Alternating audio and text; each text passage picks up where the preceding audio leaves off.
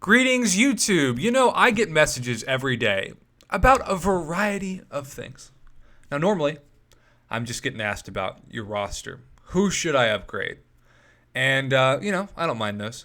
Normally, they're pretty simple questions. For some reason, a lot of people have been messaging me lately asking me about their 4-star Doctor Strange, since next month's event looks to be a Doctor Strange buff of sorts. But I keep telling you, until Kabam busts that guy out as a 5-star, it is still not going to be worth your time versus a 5-star Mystic Champion to rank up. But regardless, some people, for some reason, they think because I do so many MCOC videos that I have this like personal communication for Kabam, and I think you just need to take a look at so many of my offer reviews that have taken what Kabam thinks is a great offer and labeled it accordingly as straight trash to know I'm not on Kabam's payroll.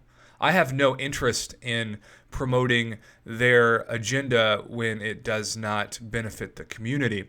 So I say that because I get asked, it's not really daily, it's more like weekly, hey Prof, when do you think Act 6 is coming out? And to be honest, how the hell am I supposed to know, right? I could take a guess. I could say, well, it's probably going to come out in December or January, similar to the last chapter of Act 5 when that came out last year. But that's a rough guess, right? I have no proof. This is just an assertion. I'm not calling up Kabam Mike and having tea and drinking some authentic Canadian maple syrup while we discuss Act 6. That is not my life, though that is quite the bizarre fantasy, if you will. But this video pertains to something new because I am always impressed that you all out there on YouTube and the Line app and Reddit and elsewhere in the community don't miss a beat when something new comes into the game, and you immediately notice it and you start to formulate conspiracy theories that may or may not be true. And this week's conspiracy theory is brought to you by the potential for Act 6.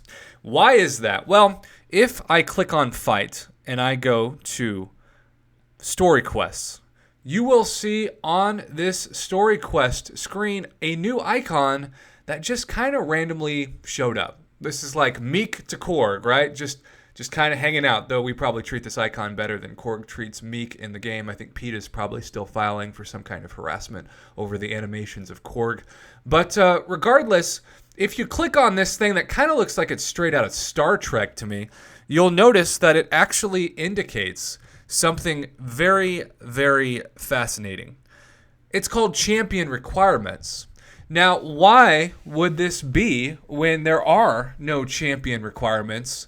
At least not outside of specific champions you have to bring in, like, say, I think it was Act 4 that you had to bring in a Spidey for one of the paths, and it could be any one of 6 stars. Well, here's my theory on this, and I want to point out this is just a theory. People have asked me what I think, and so I'm making this video.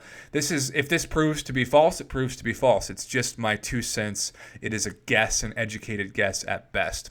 But we have noticed in the month of September that Kabam has gone away from the traditional bring your best 5- and 6-star champions or 4-star champions to the quest, and they are trying to emphasize this new idea of you using more of your roster. What this does twofold is it forces you to spend items to rank up champions you never would have ranked up otherwise, especially your 2 and 3 stars.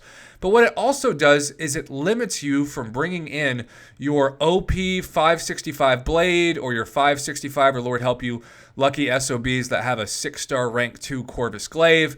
And because Kabam probably knows that no matter what they design for Act 6, if they keep up the traditions where they have really, really tough nodes and tough paths, but allow you to bring in your best champs, they're probably still not going to make that much money off of you, because we saw on the Emma Frost challenge of the Uncollected that she was designed to take your units the same way that the Collector is designed. But a lot of people figured her out rather quickly with their 565 Corvus Glaive.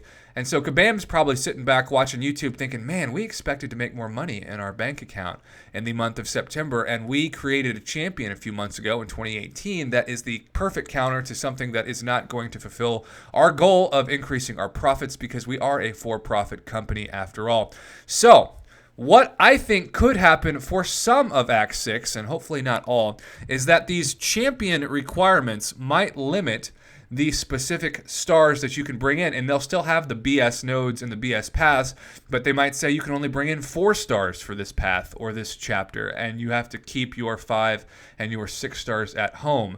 And I'm really curious to know what the community thinks about this, because this is pretty transparent to me, making it to where they're gonna say, I guarantee you, we want this to be as challenging as possible. This is simply for you to have the best challenge and game experience. But that's all BS, right? That's just code for, we don't want you to break the game with your OP champions that we created to be way more powerful than our interns expected before they were released. And since we have promised you that we won't nerf anyone, this is our best way to silently make it to where you can't play with the champs that you have spent hundreds, if not thousands of dollars to rank up.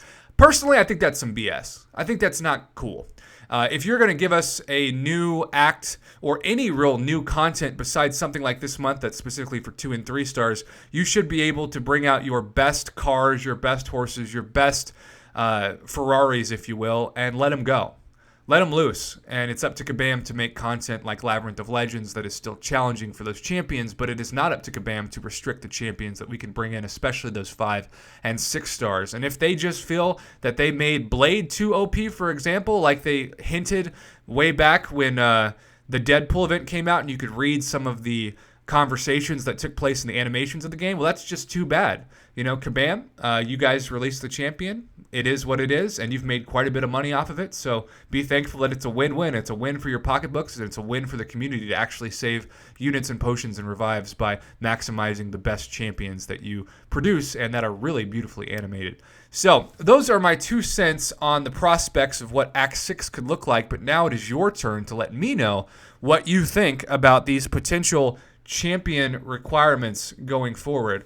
I just have a feeling that we're going to see when Act 6 comes around, and I still think it could be the end of 2018, the beginning of 2019, we're going to see some of this. There's no reason for this icon to exist if it doesn't actually impact future content. So they have to be doing this with the assumption that at some point this is going to be relevant to the meta of the game.